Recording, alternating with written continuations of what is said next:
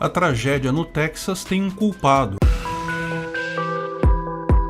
Esse é o Visão Libertária, sua fonte de informações descentralizadas e distribuídas. A situação no estado do Texas, lá nos Estados Unidos, está crítica neste momento, um verdadeiro desastre. Eles estão passando por uma enorme nevasca com temperaturas muito abaixo do normal. Esse tipo de evento, num estado que não está preparado para isso, já é uma tragédia por si só. Telhados não estão preparados para o peso de 18 centímetros de neve. Canos não suportam o gelo dentro deles e acabam estourando. Só a nevasca em si, que já dura mais de uma semana, já seria algo traumático. Mas o problema não parou aí. Houve queda de energia elétrica por vários dias, o que deixou muita gente sem aquecimento. Algumas pessoas ainda estão sem energia. Pessoas tiveram que ir para seus carros, ligar o carro para ter algum aquecimento, com o risco de morrerem por intoxicação de carbono. Como se não bastasse isso, agora que a energia elétrica está voltando, contas de eletricidade com valores absurdos estão sendo cobradas dos moradores porque as empresas participaram de leilões para compra de energia que chegaram a valores absurdos. E veja, não parou só na energia elétrica também. A água parou de circular porque bombas pararam de funcionar devido à falta de energia elétrica e também se formou gelo em muitas tubulações em vários locais. Gelo, vocês sabem, é maior do que a água. Quando o gelo se forma numa tubulação, se a tubulação não for própria para isso, ela acaba estourando. Isso destruiu a casa de muitas pessoas. Imagina, no meio desse frio todo, ter um cano estourado na sua casa, jorrando água gelada para tudo quanto é lado. Muitos locais estão sem água. Havia filas enormes para comprar água potável, para pelo menos ter alguma coisa para beber. Não, derreter neve não é uma alternativa porque a neve pega muitos poluentes e micróbios quando cai na atmosfera. Então, apenas em último caso se faz isso. Pior, sem água nos hidrantes não há como controlar incêndios. Houve um incêndio em um prédio em San Antônio e o fogo consumiu quase todo o prédio. Bombeiros chegaram rápido, tiraram as pessoas, mas os hidrantes estavam congelados, não havia água para apagar o incêndio. A impressão é que a infraestrutura colapsou completamente no estado e muita gente teme que ainda serão identificados muitos mortos que simplesmente congelaram em casa ou nas ruas e só serão notados mais adiante. Uma tragédia completa. Como um estado que é o maior produtor de energia americano chega nessa situação?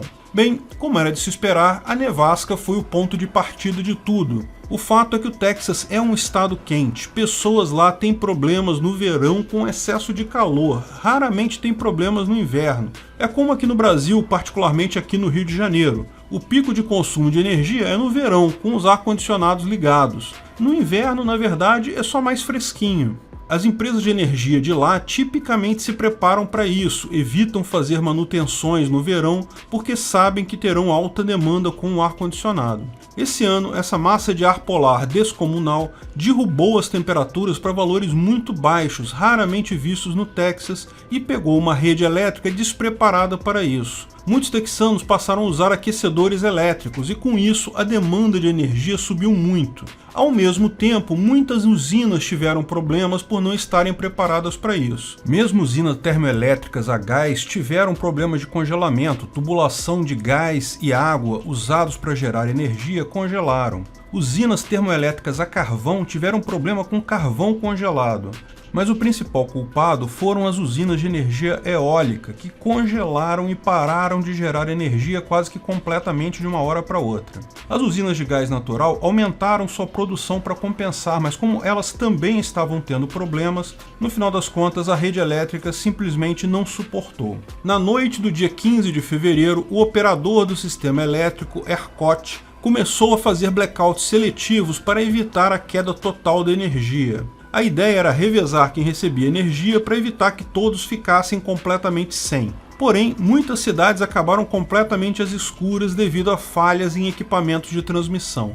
Esses blackouts duraram do dia 15 até o dia 18, quando a maioria passou a ter energia novamente, mas ainda tem gente sem energia lá. A situação ainda é de risco, há previsão de mais neve nos próximos dias. Embora tal situação seja incomum no Texas, não é como se não tivesse acontecido antes. Em 2011, há meros 10 anos atrás, houve outra nevasca similar a essa, com problemas do mesmo tipo, embora em menor escala. Na época, houve promessa de melhoria da grade de energia elétrica, o que não se verificou. De fato, embora a nevasca dessa vez seja mais ou menos do mesmo tamanho da de 2011, os problemas com energia elétrica foram muito piores. O Texas, como todos os estados americanos, tem diversificado sua matriz energética. Embora o estado produza muito petróleo e gás natural, que poderia usar facilmente para se abastecer em termoelétricas, cada vez mais parte da energia do estado vem de fontes alternativas, principalmente a eólica, que já é a segunda maior fonte de energia.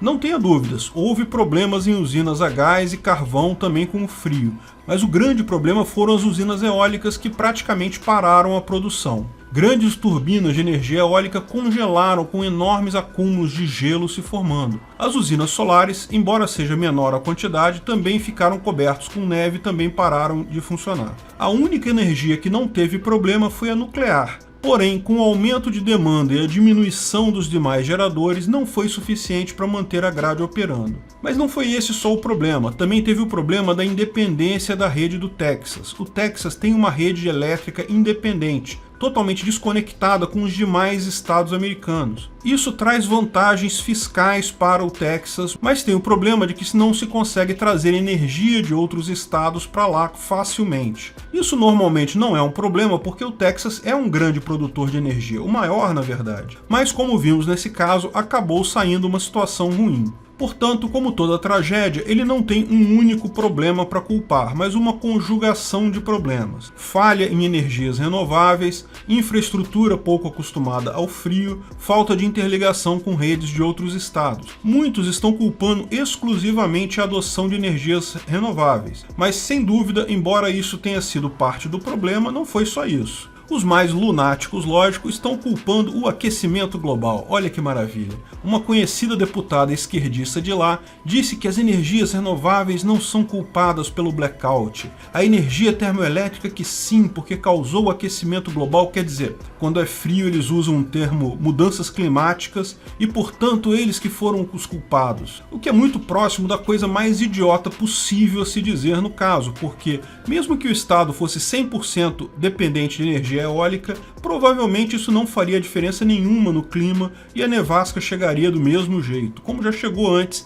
em 2011. E já chegou várias vezes antes disso também. Essa situação é excepcional, mas não é tão excepcional assim.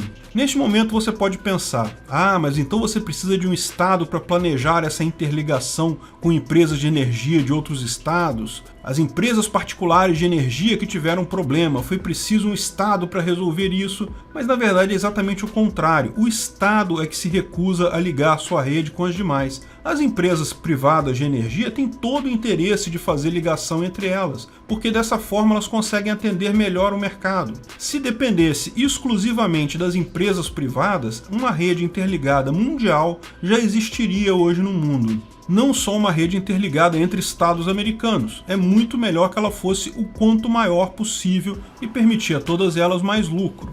Os preços absurdos das contas de luz lá também é importante explicar como chegou nisso. Lá funciona o livre mercado de energia elétrica, coisa que estão querendo implementar aqui no Brasil também. Você pode escolher de qual empresa você vai comprar a sua energia. Isso é algo extremamente positivo e diminui muito o preço para o consumidor final. E é importante deixar claro que não foi isso que levou às contas abusivas lá, porque certamente opositores desse projeto vão usar esse caso para criticar. É importante entender que as contas de luz lá tiveram sim algum aumento com esse problema, mas foram aumentos pequenos, tal como a nossa conta de luz aqui está tendo um aumento da bandeira vermelha agora. Apenas os clientes de uma única empresa acabaram com essas contas absurdamente altas, porque a maior parte das empresas de energia lá no Texas, você pode escolher qual você quer comprar a sua energia, a maior parte delas funciona com uma taxa fixa por quilowatt-hora, como é aqui no Brasil, que pode aumentar um pouco, diminuir um pouco, mas é um valor fixo.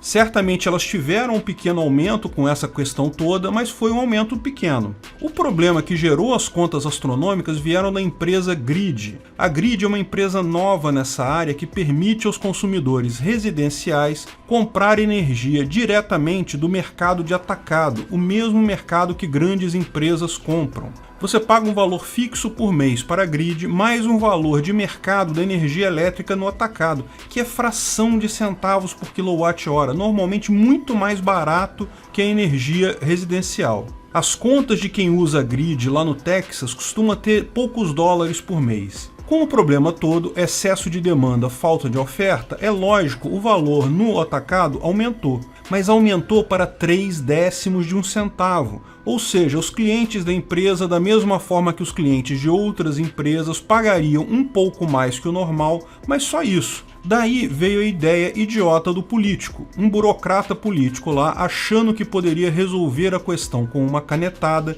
determinou que o valor de mercado da energia fosse fixado em 9 dólares por quilowatt-hora, ou seja, 300 vezes mais que o valor do mercado. Na cabeça do ser político, isso desestimularia grandes empresas a consumir energia elétrica, deixando energia elétrica para as residências e resolvendo o problema. Os clientes da grid, lógico, foram diretamente afetados por isso, porque, ao contrário de grandes empresas, eles não têm como desligar a fábrica. Ou seja, as contas altíssimas não foram causadas pelo livre mercado de energia. Mesmo com toda essa confusão, o valor subiu sim, mas subiu para 0,03 de centavo de dólar por quilowatt-hora. É muito importante ressaltar isso.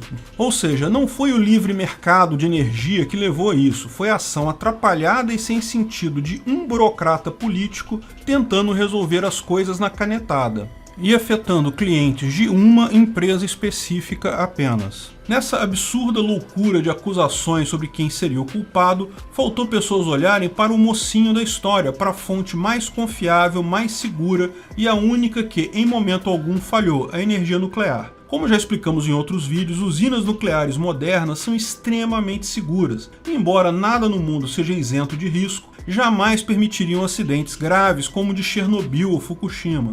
E o melhor, o impacto ambiental dessas usinas é muito menor até do que energia eólica, hidráulica ou solar. Mesmo o tão falado resíduo nuclear é uma quantidade muito pequena que pode perfeitamente ser guardado na própria usina para maior segurança. No final das contas, a tragédia no Texas tem um culpado claro: o governo com suas regulamentações e tentativa de controle e proibições por motivos aleatórios. Num livre mercado de energia, pessoas demandando mais energia seriam uma festa para empresas produtoras, não um problema. Obrigado por sua audiência. Esse artigo foi sugerido por Bullycat, escrito e narrado por Peter Turguniev.